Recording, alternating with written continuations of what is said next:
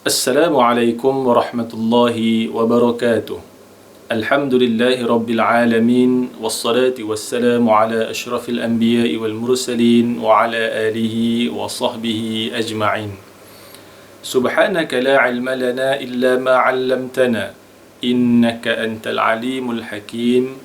Rabbi shrah li sadri wa yassir li amri wahlul 'uqdatam min lisani yafqahu qawli.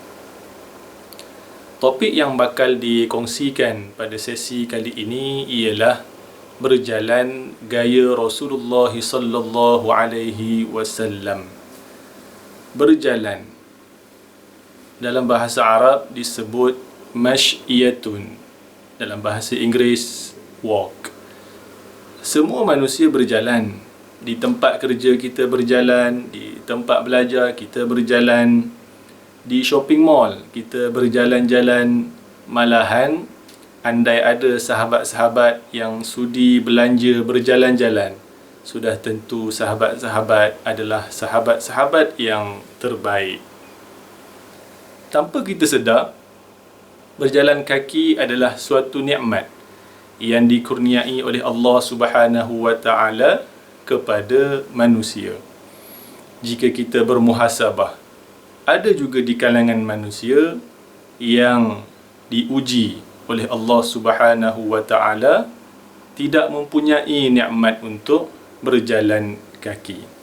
Jadi dalam sesi kali ini, ayuh kita hayati bagaimana Rasulullah sallallahu alaihi wasallam berjalan. Di dalam kitab Syama'il Muhammadiyah ada satu bab yang dinamai Ma jaa fi mishyati Rasulillah sallallahu alaihi wasallam, iaitu satu bab yang menggambarkan kepada kita bagaimana Nabi Muhammad sallallahu alaihi wasallam berjalan. Hadis yang pertama di dalam bab ini daripada Abu Hurairah radhiyallahu anhu, katanya, Ma ra'aitu syai'an ahsana min Rasulillah sallallahu alaihi wasallam ka'anna asy-syamsa tajri fi wajhihi wa ma ra'aitu ahadan asra'a fi mishyatihi min Rasulillah sallallahu alaihi wasallam ka'annama al-ardu tutwa lahu inna lanujhidu anfusana wa innahu la ghairu muktarithin. Mafhumnya, sahabat menceritakan, aku tidak pernah melihat seseorang itu yang lebih baik, yang lebih indah, yang lebih molek dilihat daripada Rasulullah sallallahu alaihi wasallam. Seolah-olah matahari itu mengalir pada wajah Nabi Muhammad sallallahu alaihi wasallam. Dan aku tidak pernah melihat seseorang itu berjalan laju, lebih laju daripada Rasulullah sallallahu alaihi wasallam. Ka'annamal ardu tutwa lahu,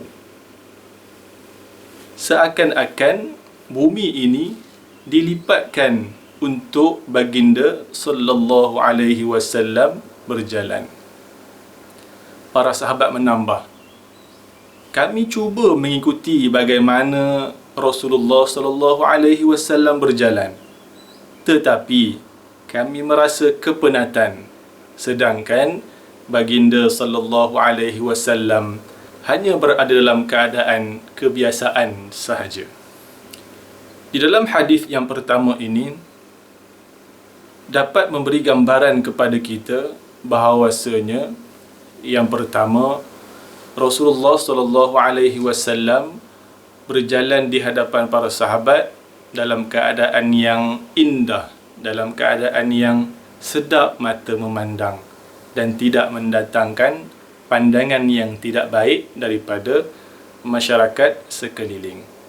Yang kedua, sahabat melihat Rasulullah sallallahu alaihi wasallam berjalan agak laju, seolah-olah bumi ini dilipatkan bagi memudahkan setiap langkah Nabi Muhammad sallallahu alaihi wasallam. Masya Allah.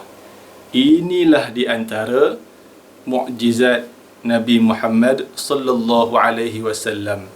Bukan sahaja awan itu menaungi Nabi Muhammad sallallahu alaihi wasallam, tetapi tanah bumi ini juga seolah-olah dilipatkan bagi memudahkan setiap langkah kekasih Allah Subhanahu wa taala yang bernama Muhammad sallallahu alaihi wasallam.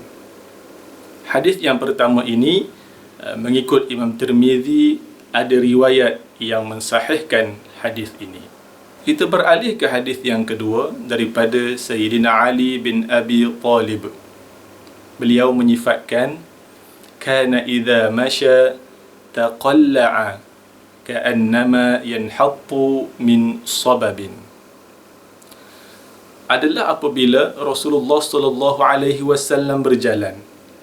Beliau berjalan dengan taqalla'a, yakni satu langkah yang mantap, satu langkah yang stabil, satu langkah yang jitu. Ka'annama yanhattu min sababin, seakan-akan menuruni daripada tempat yang tinggi ke bawah. Ada dua pandangan ulama dalam kita memahami apakah maksud di sebalik menuruni tempat yang tinggi ke bawah. Pandangan yang pertama mengatakan apabila kita turun daripada tempat yang tinggi ke bawah, kita akan memastikan setiap langkah kita itu adalah langkah yang selamat. Kita akan memastikan setiap tempat untuk kita memijak adalah tempat yang selamat. Pandangan yang kedua pula mengatakan apabila kita turun ke bawah, pandangan mata kita akan pastikan tidak memandang ke tempat yang lain. Kita akan fokus, kita akan pastikan pandangan ini melihat di manakah tempat yang selamat untuk kita melangkah. Jadi dua pandangan ulama ini dapat kita fahami bahawa apabila Rasulullah sallallahu alaihi wasallam berjalan, baginda sallallahu alaihi wasallam akan memastikan yang pertamanya langkahnya adalah langkah yang selamat. Yang kedua, beliau akan memastikan pandangan matanya tidak memandang sekeliling yang tidak menjadi kepentingan pada saat beliau melangkah. Hadis yang kedua ini merupakan hadis hasan gharib menurut Imam At-Tirmizi. Dalam hadis yang lain ada disebut idza zala qali'an. Apabila Rasulullah sallallahu alaihi wasallam melangkah, beliau melangkah dalam keadaan yang bermatlamat, melangkah dalam keadaan yang bersungguh-sungguh, melangkah dalam keadaan yang penuh dengan himmah, yakni cita-cita yang tinggi. Hadis yang ketiga dalam kita mendapat gambaran bagaimana gaya berjalan Rasulullah sallallahu alaihi wasallam daripada Sayyidina Ali bin Abi Talib. Beliau berkata, "Idza masya takaffa'a takaffuan ka'annama yanhattu min sababin."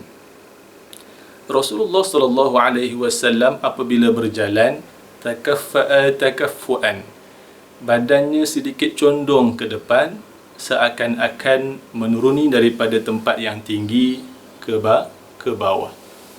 Dalam hadis ini menggambarkan Rasulullah sallallahu alaihi wasallam apabila berjalan, beliau akan memastikan posisi badannya menyokong setiap langkah yang akan dilakukan. Ini menunjukkan Rasulullah sallallahu alaihi wasallam berjalan dalam keadaan yang stabil dan selamat. Sebagai kesimpulan, ada 4 gaya yang boleh dijadikan panduan untuk kita bersama hayati bagaimana gaya berjalan Rasulullah sallallahu alaihi wasallam. Yang pertama, berjalanlah dalam keadaan yang segak bagi muslimin, berjalanlah dalam keadaan cantik bagi muslimat, tetapi jangan berlebih-lebihan. Biarlah Apabila kita berjalan di hadapan khalayak ramai, sedap mata memandang dan tidak mendatangkan kutukan, tidak mendatangkan fitnah kepada masyarakat umum. Yang kedua, berjalanlah dalam gaya kebiasaan sebagai seorang manusia. Tidak perlu kita mengaplikasikan gaya berjalan yang pelik-pelik. Sebagai seorang lelaki, berjalanlah gaya seorang lelaki. Sebagai seorang wanita, berjalanlah gaya seorang wanita. Yang ketiga, berjalanlah dengan tegap dan stabil. Berjalanlah gaya seorang yang berwawasan. Berjalanlah sebagai seorang yang bermatlamat yang jelas, mempunyai hala tuju yang jelas, berwawasan, dan berjalan dalam keadaan kita mempunyai himmah, yakni kita bercita-cita tinggi untuk mendapatkan kejayaan. Yang keempat, berjalanlah sederhana di atas muka bumi ini.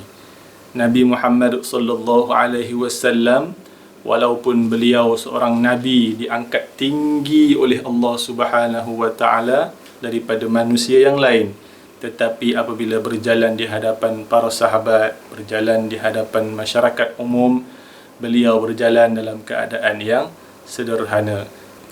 Ini bertepatan dengan firman Allah Subhanahu wa taala dalam surah Luqman ayat 18 dan ayat 19. A'udzu billahi minasy syaithanir rajim.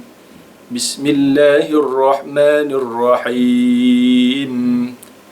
ولا تصعر خدك للناس ولا تمش في الأرض مرحا إن الله لا يحب كل مختال فخور وقصد في مشيك واغضض من صوتك إن أنكر الأصوات لصوت الحمير Sadaqallahul Azim. Maksudnya, janganlah kamu memandang enteng, memandang rendah terhadap manusia yang lain. Dan janganlah kamu berjalan di atas muka bumi ini dalam keadaan yang sombong. Sesungguhnya Allah tidak menyukai manusia yang takabur dan manusia yang suka bangga diri. Waqsid fi mashyika, dan sederhanakanlah setiap langkahmu di atas muka bumi ini. Jadi ayuh kita berjalan secara sederhana. Walaupun kita berjawatan, walaupun kita berpendidikan tinggi, janganlah kita melangkah dalam keadaan sombong di atas muka bumi ini. Sebagai penutup, ingat pesanan ini, hargailah nikmat berjalan kaki. Ayuh kita berjalan gaya Rasulullah sallallahu alaihi wasallam. Wabillahi taufiq wal hidayah. Wassalamualaikum warahmatullahi wabarakatuh.